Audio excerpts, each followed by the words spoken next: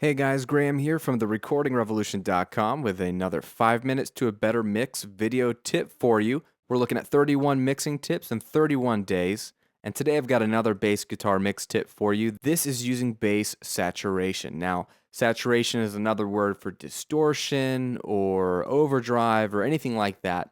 Using some distortion on your bass guitar in the mix can actually allow you to hear and feel the bass in a different way. I don't intend to use distortion or saturation as an audible effect, meaning like a bass distortion pedal or a really aggressive fuzzy bass sound. It's the exact opposite. I actually want you to hear the bass in its most natural sense, but believe it or not, some saturation on the bass guitar helps you do that. And the best way I found to do this is to use a copy of the bass and actually saturate one version of the bass entirely and blend it in with the unadulterated bass guitar, and you get the best of both worlds. Let me show you how to do this really quickly in any DAW. Take your normal bass guitar track, mine's right here, take a listen.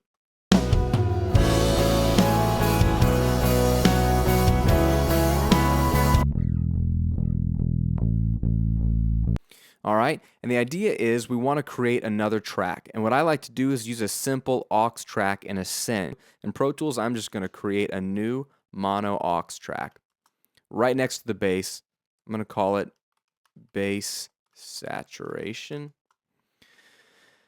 And what you want to do is set it to the same output as the rest of your tracks. In this case, I want to set it to my main submix. And then I want to give it an input that's not being used by anybody else. So I'm just going to choose a mono input, let's say bus 4. And in Pro Tools, I'm going to rename that to bass. And then over on my original bass guitar, I want to create a send. And I want to send a copy of my bass to that mono bus that I called bass. Two important things. I want to make sure that this is a full volume all the way at unity gain and that this send is pre-fader. By selecting pre-fader versus in Pro Tools the default being post-fader, that means that no matter what I do on the actual bass track here, whether I have the volume down like I do at -10, -12, whether I solo or mute it or what have you, before the audio gets to this fader in the mixing console as it were, it virtually is sent 100% volume to that bus. That just allows me to get a complete copy going to this aux independent of whatever I do with this track because I'm going to mix the two independently. All right.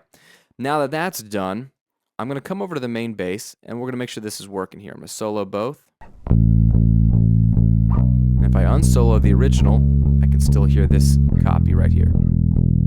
You can see the meters both dancing equally. At this point, it's just an additional bass line. It's just going to make it louder. What we're going to do is grab a distortion plugin. I'm just going to choose Sans Amp that comes with Pro Tools. You could use any type of amp simulator, whatever is going to give you a gritty, distorted, saturated sound. You can start with a preset or you can just go to town.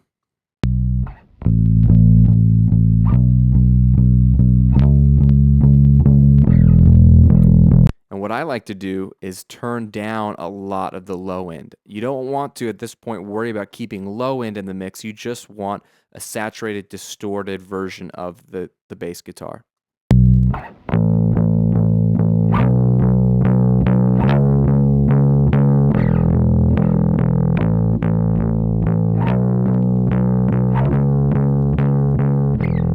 right. Real gross, real dirty. But what it's creating is some mid-range stuff that your ear will perceive in the mix. It's a nice saturated mid-range. Bring the volume down of the saturated bass. And I'm just going to mute the two bass guitars. And I'm going to press play. And I'm going to start to slowly mix in the saturated copy of the bass with the actual nice, full, regular bass.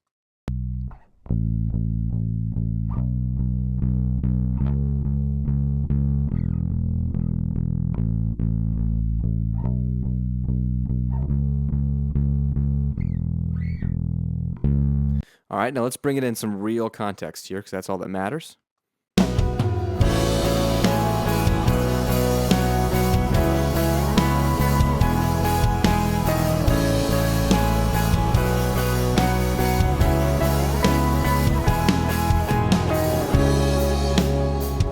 Bring it back.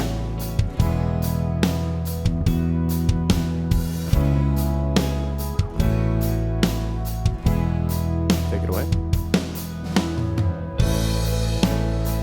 Bring it back.